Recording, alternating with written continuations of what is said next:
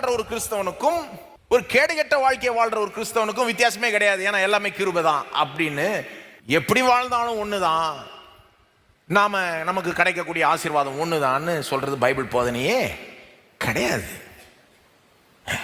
இதுவும் ஒரு தவறான எக்ஸ்ட்ரீம். இப்போ எதுதான் சரியான போதனை? அந்த எக்ஸ்ட்ரீமுக்கும் போக கூடாது, இந்த எக்ஸ்ட்ரீமுக்கும் போட. எது சரியான போதனைன்னா, கிருபையினாலதான் நான் கிரியை செய்கிறேன், கிருபை தான் என்னை மாற்றி என் பெற்றோரை கீழ்ப்படிய வைக்குது. உங்களுக்கு தெரியுமா கீழ்ப்படிதல் ஏன் பிள்ளைகளுக்கு வர மாட்டேங்குதுன்னா, அந்த ஆதாம் ஏவாளுக்கு இருந்த அந்த முரட்டாட்ட புத்தி. இந்த பழத்தை மட்டும் சாப்பிடாதனா என்ன சொன்னாங்க ஏவாளும் ஆதாமும்? இந்த பழத்தை தான் சாப்பிடுவேன்.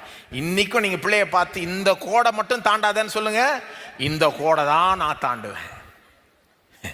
முரட்டாட்ட புத்தி, மனுஷனுக்குள்ள இருக்கிற அந்த பாவ சுவாபம். நீ எனக்கு சொல்றது யாரு? நான் யார் பேச்சும் கேட்க தேவையில்ல, பெற்றோர் பேச்சை கேட்க தேவையில்ல, நான் என்ன வேணா செஞ்சுப்பேன் அப்படின்னு ஒரு முரட்டாட்ட புத்தி ஏதோ ஒரு அளவுக்கு நம்முடைய எல்லாருடைய பிள்ளைகளுக்குள்ளாகவும் இருக்குது. சொல்ல போனா நமக்குள்ளாகவே இருக்குது. என்னங்க, அதனாலதான் கீழ்ப்படிய முடியல. சிலர் நினைக்கிறாங்க ஒன்றும் இல்லை, கீழ்ப்படின்னு சொல்லிட்டா கீழ்ப்படிச்சிடும். கிடையாது. மனுஷனுக்குள்ள இப்படி ஒரு சுவாபம் இருக்கே.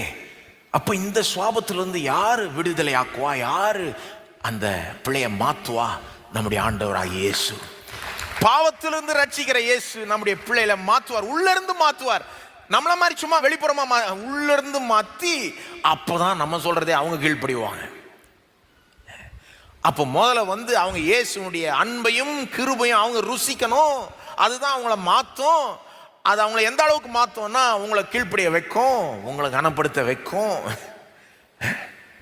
அவங்க அப்படி வாழும்போது அனுபவிக்கிற ஆசீர்வாதம் நீடித்த வாழ்வு. அப்படிதான் புரிஞ்சுக்கணும் நான் நினைக்கிறேன். நீங்க என்ன நினைக்கிறீங்க? இல்லைன்னா அந்த ரெண்டு எக்ஸ்ட்ரீமுக்கு போயிடணும். எனக்கு ரொம்ப அற்புதமா தெரியுது. எனக்கு பவுல் கிருபையே அவரை விட யாரும் எக்ஸ்ட்ரீமா போச்சதே கிடையாது. சரியான கிருபையை சொல்றேன். சிலர் கிருபையின் பேர்ல என்னென்னத்தையும் போச்சுட்டு இருக்காங்க, அது வேற.